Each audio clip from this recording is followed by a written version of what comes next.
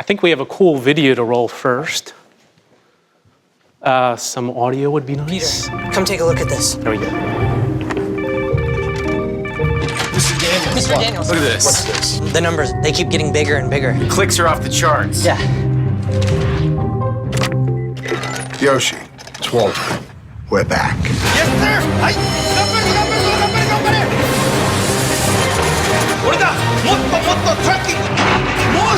More shipping. I need more trees. More trees? I'll get you more trees. Hey, take a look at wood pulp. Whoa. Everything you got on wood pulp right now.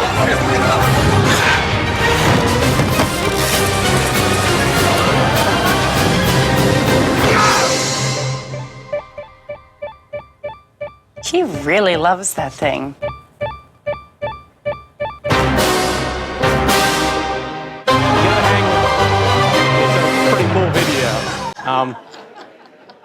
So I want to talk to you about some of those themes. Essentially what you learn from that, clicks don't really matter, right? They don't. I guess we don't know if it's a baby jumping on an iPad or something else, right? So I want to talk to you a little bit about that and how we can evolutionize the way that we're dealing with things in government, from departments.gov, where you find information online, to services where you can actually serve and deliver transactions online, up to a me.gov, kind of what I talk about as a relationship that the citizen has with the government. So we'll start off with departments.gov. I think we've heard a lot today. We're doing a pretty good job here. We have 5,000 plus websites in government, right? This is actually from 18F. 5,000 government websites, that's a lot. Tons of information there. Clicking too fast. We're also beating commercial when you look at responsive design. So everybody talks about putting stuff out there, getting it on websites, making it responsive. We're actually doing pretty good there. If you look at Akamai, actually did a survey, they looked at the top websites in the commercial world, and somewhere between 11 and 18% are responsive. Hoyle's somewhere in this room. There you are, Hoyle. Hoyle did a survey, and he looked at the top 1,100 websites in government and found out that about 37% of them were already responsive designed. So we're doing a lot of good things, from getting information out there, putting our departments online, allowing people to find information, and we're doing a great job at measuring the clicks, right? Might be the baby stomping on the iPad, or it might be somebody actually interacting with our services, but we're measuring it. And those are two really important first steps. I want to talk to you, though, a little bit about how we can evolve that from just putting that information online to actually delivering some services. If this will click, there we go.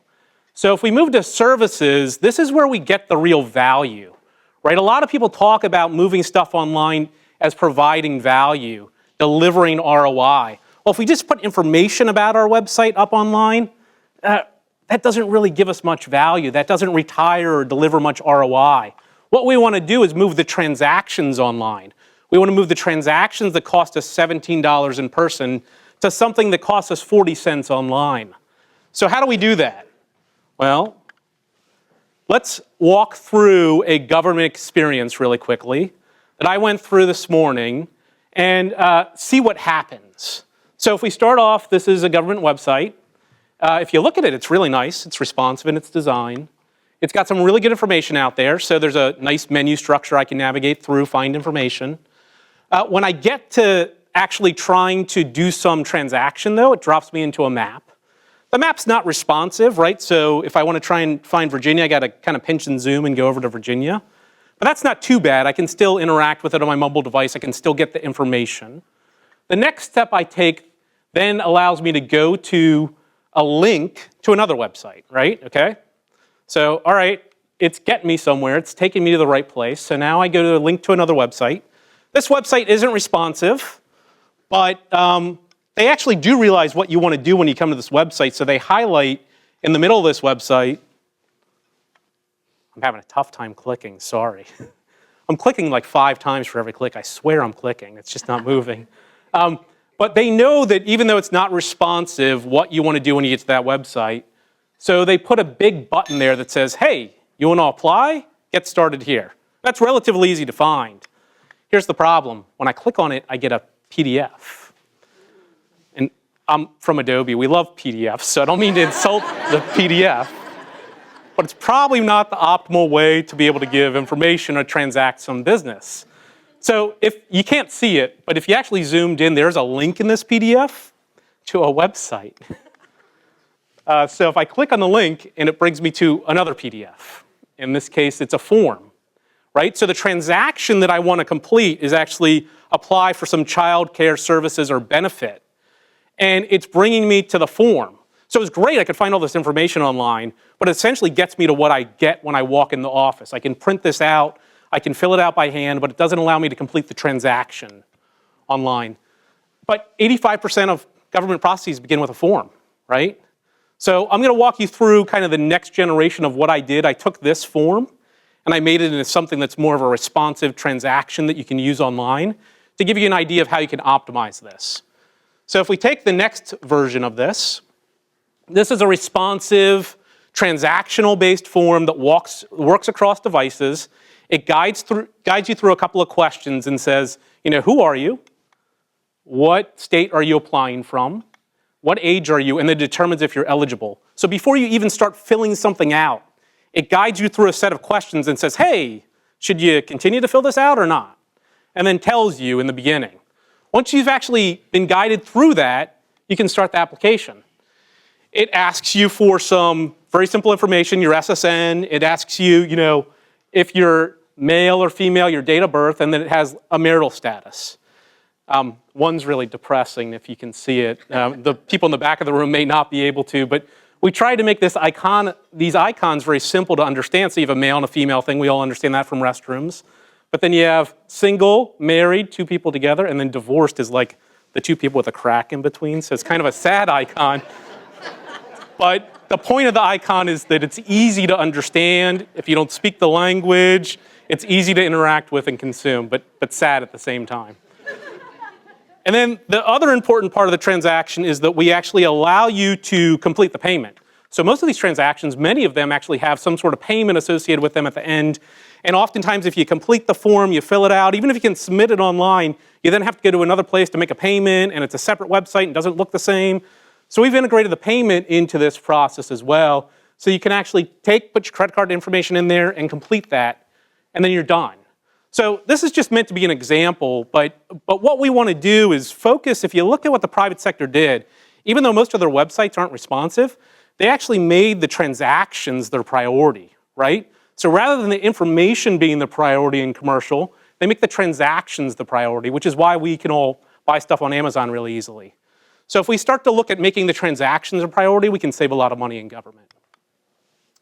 So then the third step is what I call me.gov. And this is where I'm not just transacting business with the government, but I feel that I have a relationship. And this is the trickiest part, but this is what the commercial guys do really, really well. And so how I do it is I need to take into context, first of all, that there's a lot of noise out there, right? We've talked a lot about different channels, different mobile applications, websites, IVR, call centers. There's lots of stuff out there. So I need to start to evolve the way that I'm managing my content from kind of the first generation, which we've done in the government, which is build HTML sites and stick them up there. We've got 5,000 of them.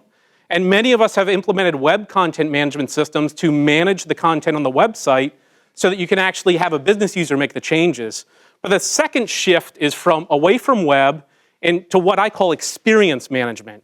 And experience management isn't about web.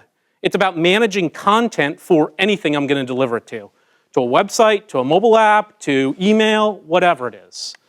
So you do that by looking at what the experience is. It's made up of text, images, videos, documents, break it down into its components, and then put it inside of an experience platform which allows you to deliver that stuff out, right? This allows you to manage content, not as a website, or not as a mobile app, or not as an email channel, but manage the content, right? Because the same content that you put on your website, you probably want to send an email about. You probably want to drop into your mobile app.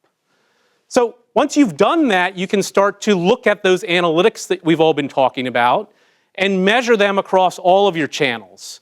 So web analytics, great first step, but what you really want to be able to do is take all of those channels, consolidate them in, right? So if I look at my email channel where I'm collecting analytics, my IVR, my call center, my website today, I can bring those analytics together into a single set of technology. Once I'm doing that, I've got my data and my content managed in a way that understands not the website, but the experiences. And then I can start to optimize the content and deliver the right content to the right person at the right time, right? And you can't do that if you don't go through these initial steps, because you're continuously building silos, and these silos are difficult to integrate. So you need to step back and change the way that you're managing these metrics and content so that you can deliver it across all these channels. So then the third step is kind of the scary part. It's not really scary, but it's sometimes what we think is freaky in the commercial world. Anybody ever done a Google search for something and then an ad follows them everywhere and says, hey, do you want to buy this, buy this? Ever since I started at Adobe, Photoshop ads follow me everywhere, right? But that's also good in some ways because it's anticipating my needs. They're trying to guess what I'm doing.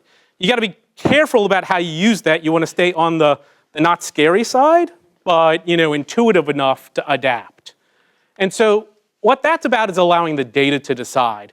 So once I'm managing my content and I'm optimizing all my analytics into a single channel, I can then look at what the citizen is doing from the time they click, download a form, or interact with something, and I can actually deliver a dynamic user experience across any channel at any time in milliseconds. And it happens to us every day online. And we do that by ingesting all this data, understanding this composite profile we have of people interacting with our services, using that data to predict what they're interested in, and then acting on it.